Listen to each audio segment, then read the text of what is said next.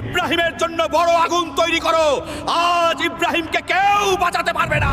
এটি একজন বাদশাহর হুকুম ছিল, এটি পুরো কওমের ফয়সালা ছিল। হযরত ইব্রাহিম আলাইহিস সালাম তার কওমকে বারবার বুঝিয়েছেন যে এই মূর্তিগুলো না শুনতে পারে, না বলতে পারে, না কোনো ক্ষতি করতে পারে, কিন্তু তার কওম তাদের বাপ দাদার রীতিনীতির ওপর অটল ছিল। তারা পাথরের মূর্তির সামনে সিজদা করত এবং সত্যের কথা শুনে রাগে ফেটে পড়ত। তারপর একদিন যখন পুরো কওম উৎসবের জন্য শহরের বাইরে গেল, তখন হযরত ইব্রাহিম আলাইহিস সালাম মূর্তিশালায় প্রবেশ করলেন। তিনি ছোট বড় সব মূর্তি ভেঙে ফেললেন, শুধু সবচেয়ে বড় মূর্তিটিকে ছেড়ে দিলেন, যাতে মানুষের কাছে সত্য পরিষ্কার হয়ে যায় যে যাদের তারা পূজা করে তারা তো নিজেদের রক্ষাও করতে পারে না। যখন মানুষ ফিরে এলো এবং তাদের উপাস্যদের ভাঙা অবস্থায় দেখল, তখন তাদের রাগ আকাশচুম্বী হলো। তারা জিজ্ঞেস করলো, এটি কে করেছে? লোকজন বলল, একজন যুবক আছে, তার নাম ইব্রাহিম। তারপর হযরত ইব্রাহিম আলাইহিস সালামকে সবার সামনে আনা